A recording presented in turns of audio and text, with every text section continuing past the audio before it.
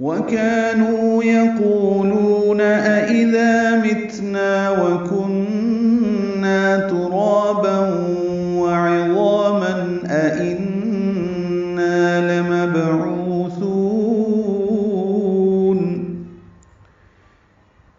سورۃ الصافات کی آیت نمبر 16 ضرور دیکھیے، ملتے جلتے الفاظ ہیں۔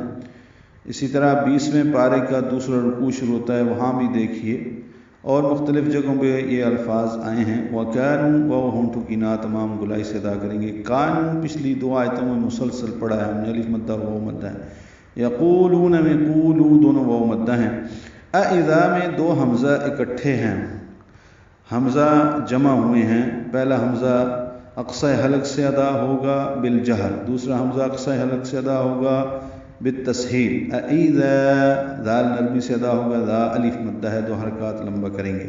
تو اذا، اس میں انا بھی ہے آگے، تو وہاں بھی حمزہ جمع ہوئے ہیں، اور یہ قاعدہ حمزہ کا جب یہ دونوں اکٹھے ہوتے ہیں تو ایک میں اظہار بالجہر ظاہر کر کے اس کی آواز نکالتے ہیں، دوسرے میں تسہیل کی آواز ہوتی ہے۔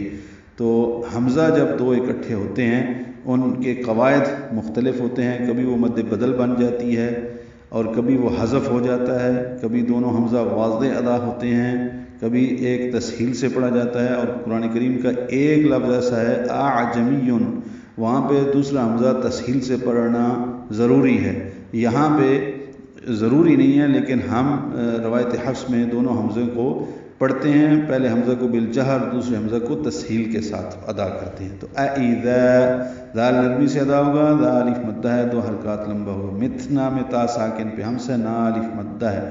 وکنہ میں کاف باریک نون مشدد پہ غنہ ہے اور نا الف مدہ ہے۔ وکنہ ترابا میں را پر ہے، را الف مدہ ہے، تنوین کے بعد وہ آنے کی وجہ سے ادغام ناقص ہے، غنہ ہوگا۔ وعظاما میں ضا پر ہے، الف مدہ ہے، تنوین کے بعد حمزہ آنے کی وجہ سے وعظاما اظہار ہوگا۔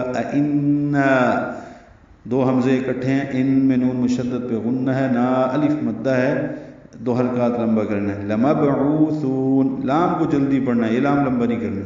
با ساکن پہ قلقلہ ہے، لمبعوثون، عوثو دونوں واو مدہ ہیں، دو دو حرکات لمبے کریں گے۔ آگے بھی آباؤنا الاولون کی آیت سورہ صافات کی آیت نمبر 17 سے ملتی ہے۔ اور وہ کہتے تھے کہ کیا جب ہم مر جائیں گے اور مٹی اور ہڈیاں ہو جائیں گے تو ہم کو دوبارہ اٹھایا جائے گا۔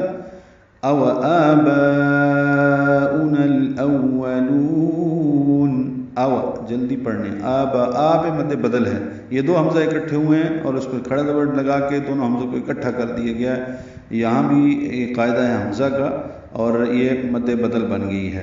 باب مد متصل ہے، الف مدہ کے بعد حمزہ واو کی شکل میں ہے۔ تو دیکھیں ان دو آیات میں حمزہ کی شکلیں دیکھیں، واو کی شکل میں بھی آ گئی ہے۔ تو الف مدہ کے بعد جب حمزہ آتا ہے ایک ہی کلمے میں تو مد متصل بنتی ہے۔ حمزہ اقصی حلق سے ادا ہوتا ہے، با کو ہم نے لمبا کرنا ہے، الف حلق کے خالی حصے سے ادا ہوتا ہے۔ نا الف مدہ ہے، او آباؤنا، لیکن نون کو الاولون کے لام سے ملانا ہے، اظہار قمری ہوگا، نل پڑھیں گے۔ لام ساکن پہ اظہار، او اولون میں حمزہ کو اب واو سے ملانا ہے، واو کو جلدی پڑھنا ہے، لام کو لمبا کرنا ہے، الاولون ملائیں گے، او آباؤنا الاولون، اور کیا ہمارے پہلے والے باپ دادا کو بھی